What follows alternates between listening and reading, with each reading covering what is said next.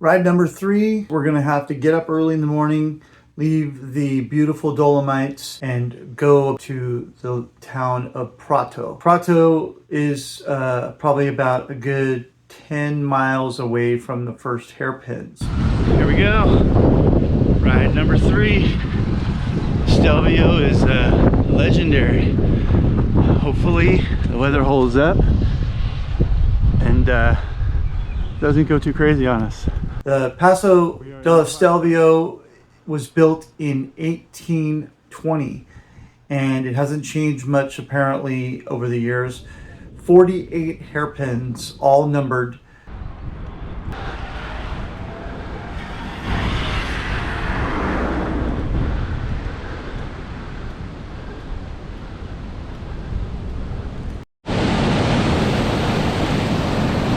So I told Mike, as we normally did, I said, all right, man, I'll see you later, enjoy. And he drifted away slowly away from me. All right, we hope this gets better because I have garbage legs. Oh, my heart rate's at like 150. It won't even come down. But I could tell something was already off. 3 days straight of weird sleeping and riding every day, and the travel and the time change, something was kind of off. So just be smart. About 36 minutes in. Normally it takes me about 45 minutes to feel warmed up, so maybe I'll get warmed up. And it kind of never happened.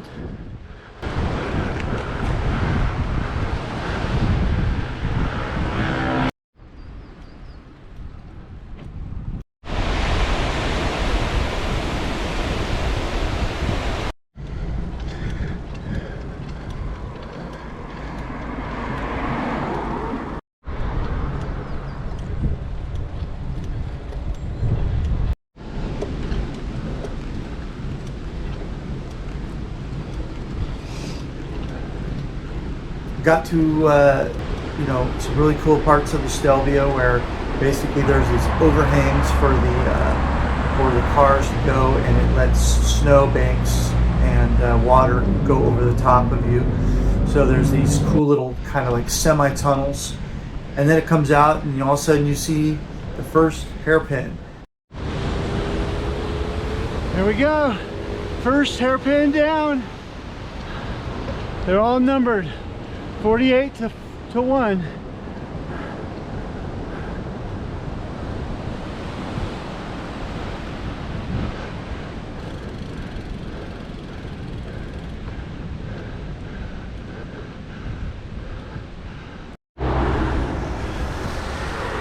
Starting to get some heavy drops.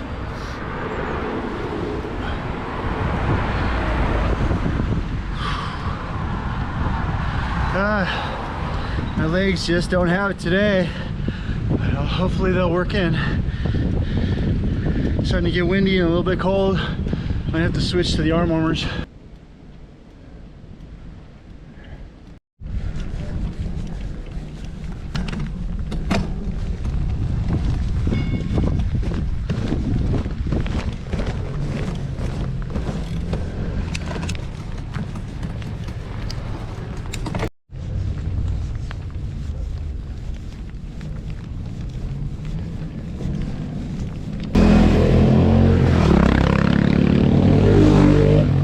And then it started raining on me. So once again, I pulled out the green jacket. Are we having fun yet? Yeah, this is fun. We're having fun. I'm having fun.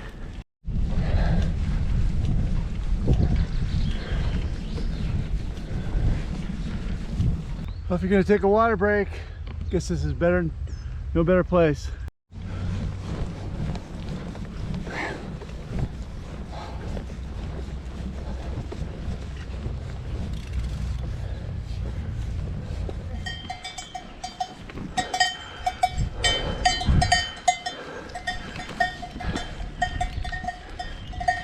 Stelvio cow.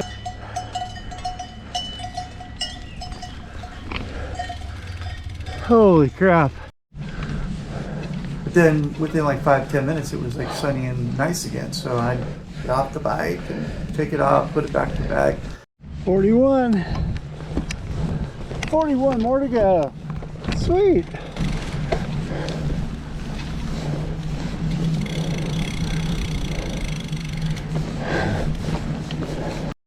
Four zero.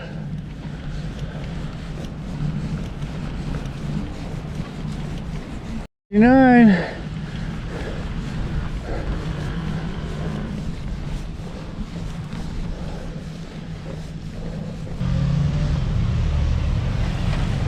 It stopped raining, so I'm going to go ahead and take off the jacket.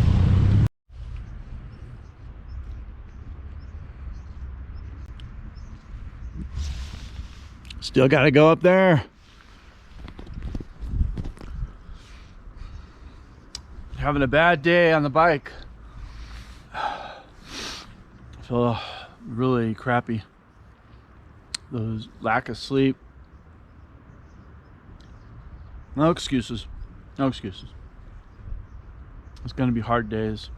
You can just push through. I just take my breaks. Enjoy the view. Why be in a hurry, right?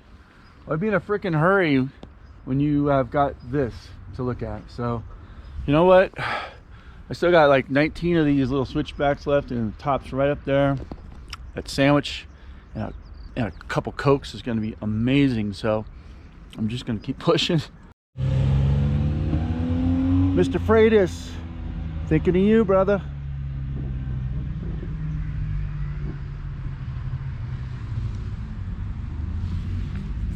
$18.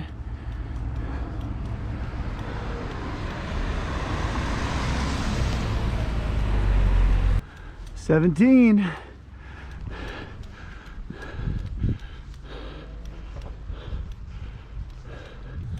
Whew. It's been a heck of a day. Heck of a day.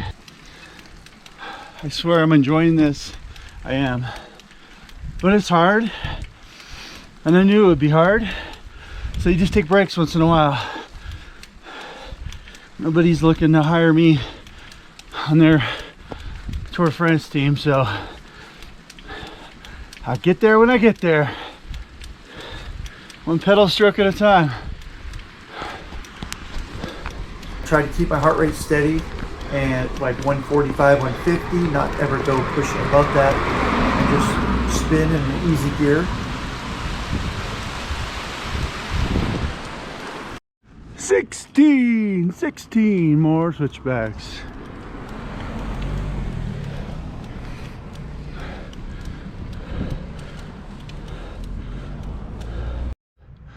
I don't know if you can see that wall. That wall is the road. The engineering on the Stelvio is absolutely mind-blowing. I think the history of this road is something to do with, this was a road created so that they can do trading back in the day, like, I don't know, late 1800s, early 1900s, and this was probably all just dirt. And this was the only way to get some supplies back and forth between Switzerland and Italy. I think that's a story. I could be pulling that out of my butt. I don't know, but on high elevation, I'm making shit up. This is the thing about these switchbacks. You come around the bend and you get like a second or two of relief, and then whomp, and then you're like into like double-digit grade.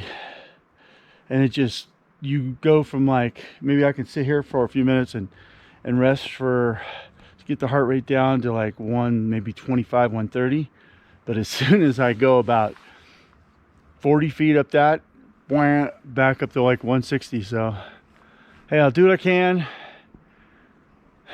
I feel like crap, but it's right there. It's right there. There's a sandwich and a Coke waiting for me.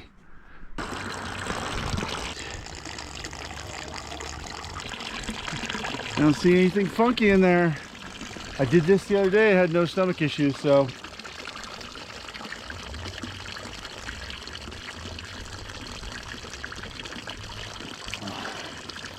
If you're gonna drink Livermore tap water, this is a big upgrade. Oh, that's good. That is really good. Straight from the snow, I guess. Almost got to the top, almost right there. All right, 13. Lucky number 13. There's a sandwich and a Coke up there.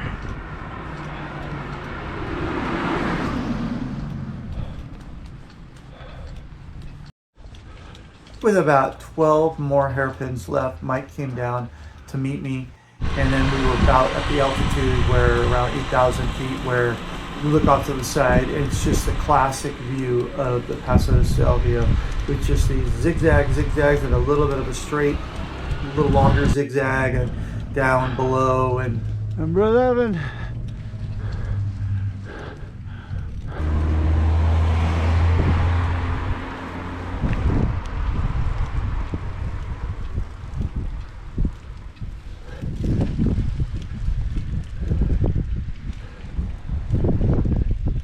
That's the classic right there. That's the classic view. We're getting close to 9,000 feet, and the altitude is starting to hit hard. Number 5. 2. I'm feeling pretty wrecked. So, I struggled in, I slowly got in, we got to the top, and I kind of just didn't even go to the Stelvio sign to get a picture taken or nothing. I just was like kind of out of it. And there was a guy there that Mike had already met, because he'd already been to the top, that was selling sausages, which has become a tradition. I'm freaking beat.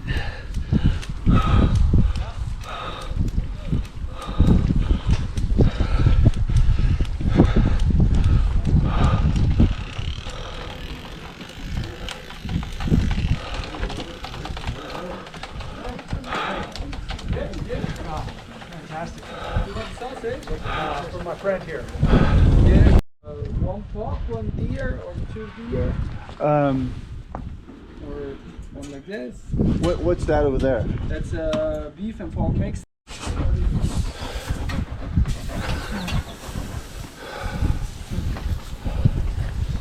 And this is the treat at the end of the Stelvio. It's a dream. Today was a dream.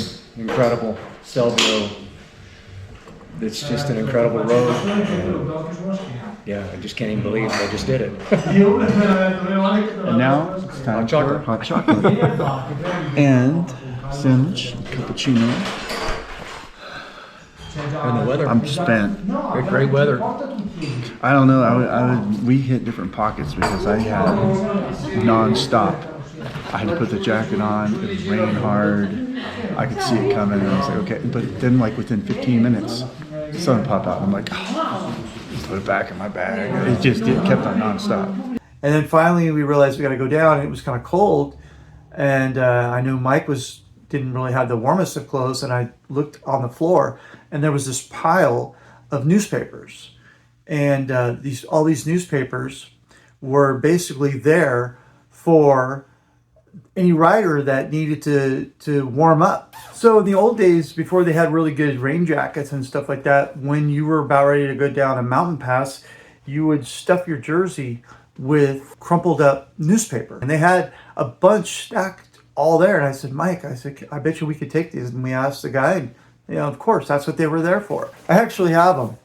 I stuffed a whole bunch of them down my jersey.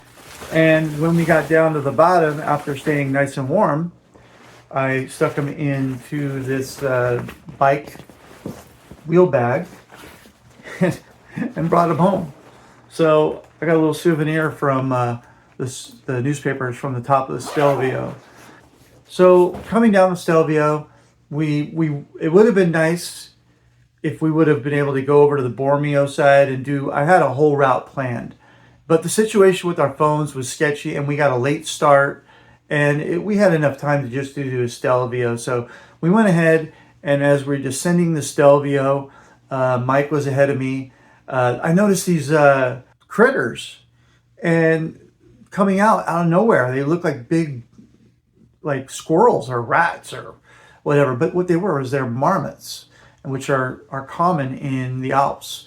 So you had to watch out for them. They're a little, sketchy. They kind of just ran out in the road in the middle of while you're descending.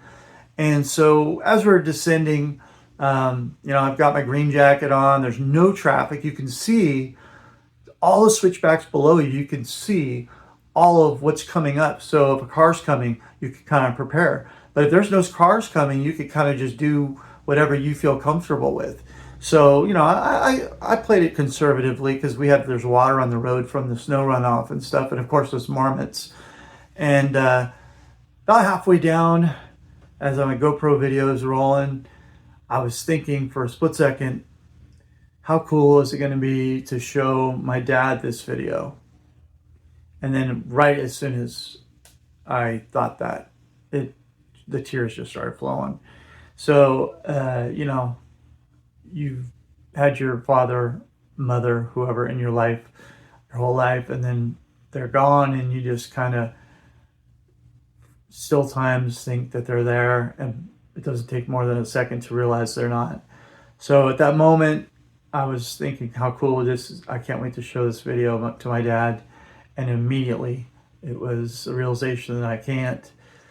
So I had to pull over to the side, get myself together because I'm going down a pretty dangerous road.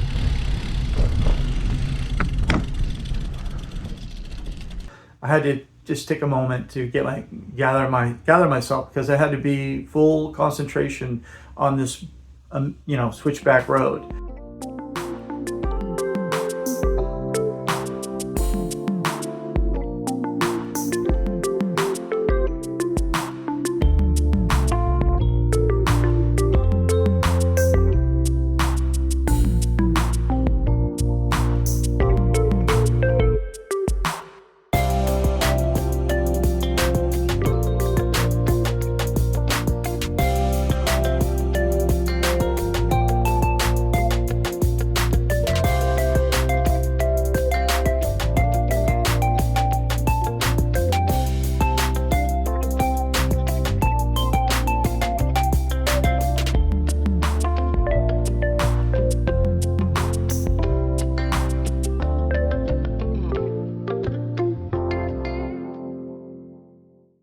Stelvio Pass, absolutely stunning. The way that it is put together and how it is maintained, and the fact that this was built in 1820, the views, the switchbacks, everything about it was what I wanted to. And to be honest with you, if that was our trip right there, and we ended with the Gavia, Cellaronda, and the Stelvio, and we had to go home, I would have been fine, because those first 3 days were magical with so many highlights and so many beautiful scenery and the hospitality